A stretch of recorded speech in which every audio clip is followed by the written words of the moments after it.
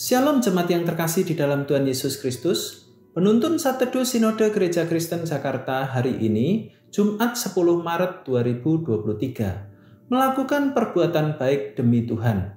Matius 25 ayat 31-40.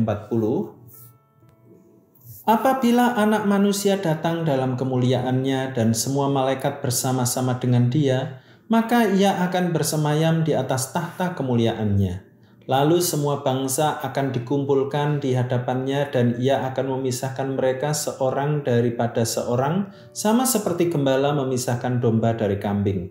Dan Ia akan menempatkan domba-domba di sebelah kanannya dan kambing-kambing di sebelah kirinya. Dan Raja itu akan berkata kepada mereka yang di sebelah kanannya, "Mari, hai kamu yang diberkati oleh Bapa-Ku, terimalah kerajaan yang telah disediakan bagimu sejak dunia dijadikan.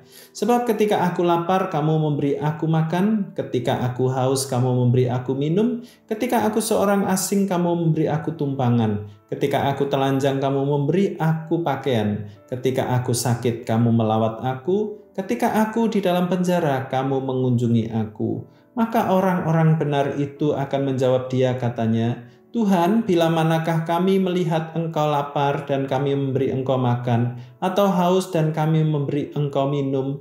Bila manakah kami melihat Engkau sebagai orang asing dan kami memberi Engkau tumpangan, atau telanjang dan kami memberi Engkau pakaian? Bila manakah kami melihat Engkau sakit atau dalam penjara dan kami mengunjungi Engkau?"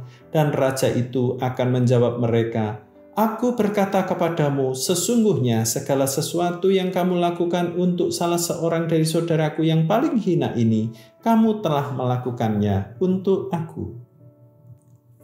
Ada sebuah stiker tertempel pada mobil bertuliskan, "Lakukanlah tindakan kebaikan acak hari ini." Apakah ini adalah sebuah himbauan yang baik? Tentu saja baik, dan baik di mata Tuhan. Bacaan hari ini menunjukkan bahwa segala sesuatu yang kita buat bagi orang lain adalah sangat berharga di mata Tuhan. Apapun yang kita lakukan buat orang lain berarti melakukannya untuk Yesus. Seperti yang kita baca, Yesus memuji para pengikut sejatinya yang dipilih oleh Allah karena memenuhi kebutuhannya yang mendesak ketika Ia sakit, kelaparan, telanjang, dan dipenjara. Hal ini membuktikan bahwa mereka adalah orang-orang percaya sejati. Namun kita perlu mewaspadai beberapa motif tindakan baik justru hanya merupakan usaha jangka pendek demi kepentingan diri orang yang melakukannya.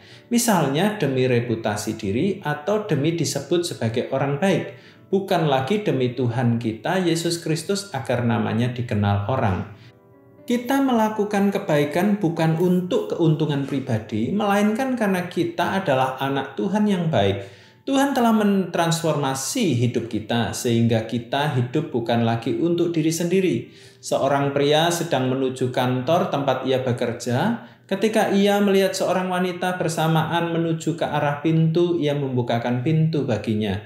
Wanita itu kemudian berterima kasih serta berkata, "Anda membukakan pintu bagi saya karena saya seorang wanita yang cantik, bukan?"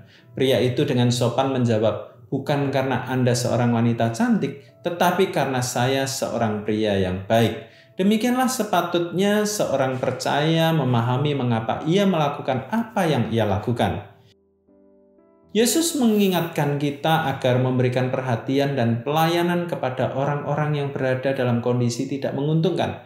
Mereka itu mewakili Tuhan dalam penjara, dalam ketelanjangan, kelaparan, dan sakit tanpa adanya pengobatan yang memadai.